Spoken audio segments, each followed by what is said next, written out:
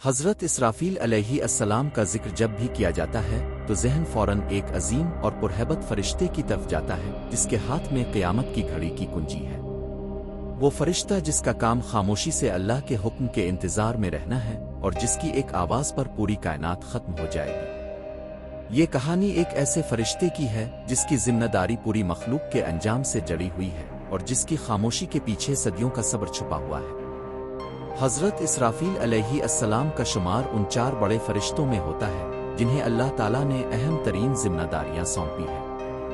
ان کا کام سور پھونکنا ہے، یعنی ایک خاص وقت پر اللہ کے حکم سے ایسا آواز پیدا کرنا جس سے ساری کائنات کی حالت بدل جائے گی۔ ان کا مقام ایسا بلند ہے کہ نہ وہ بولتے ہیں، نہ ہنستے ہیں، نہ کسی اور کام میں مصروف ہوتے ہیں، بس اپنے رب کے حکم کے منتظر رہتے ہیں۔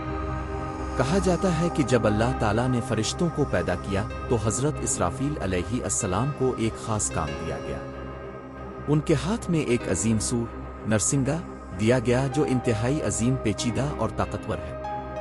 وہ اس سور کو منہ سے لگائے کھڑے ہیں اور صرف اللہ کے حکم کا انتظار کر رہے ہیں۔ سور پھونکنے کا عمل 2 بار ہوگا۔ پہلی بار جب وہ سور پھونکیں گے تو پوری کائنات میں زلزلہ آ جائے گا، پہاڑ ریزہ ریزہ ہو جائیں گے، سمندر ابال کھائیں گے، آسمان پھٹ جائے گا، زمین پھٹ جائے گی اور ہر جاندار مخلوق مر جائے گی، یہاں تک کہ بڑے بڑے فرشتے، جن، انسان، جانور سب فنا ہو جائیں گے۔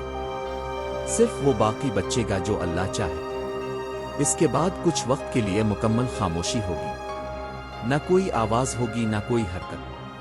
پھر اللہ تعالیٰ حضرت اسرافیل کو دوبارہ زندہ کرے گا اور دوبارہ سور پھونکنے کا حکم دے گا۔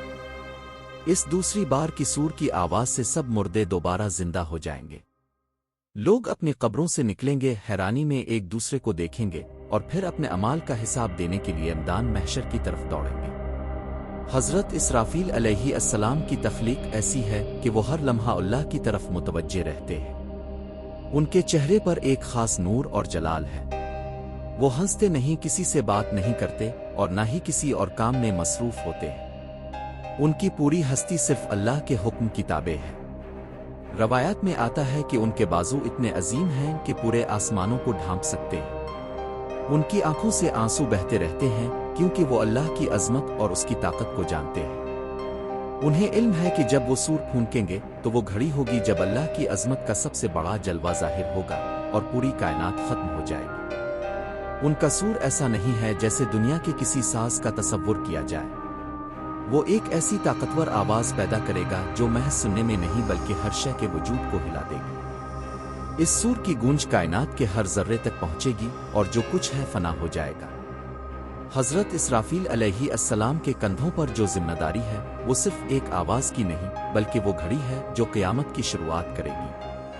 اس سے قبل اللہ تعالیٰ اپنے نبیوں، فرشتوں اور تمام مخلوق کو اس دن کے لیے تیار کرے گا۔ حضرت اسرافیل صدیوں سے اسی لمحے کے انتظار میں کھڑے ہیں۔ وہ وقت کب آئے گا یہ کسی کو معلوم نہیں، نہ کسی نبی کو، نہ کسی فرشتے کو، حتیٰ کہ حضرت اسرافیل خود بھی نہیں جانتے کہ انہیں کب سور پھونکنے کا حکم ملے گا۔ وہ ہر لمحہ تیار رہتے ہیں۔ اگر اللہ کا حکم ابھی آ جائے تو وہ فوراً سور پھونک دیں گے۔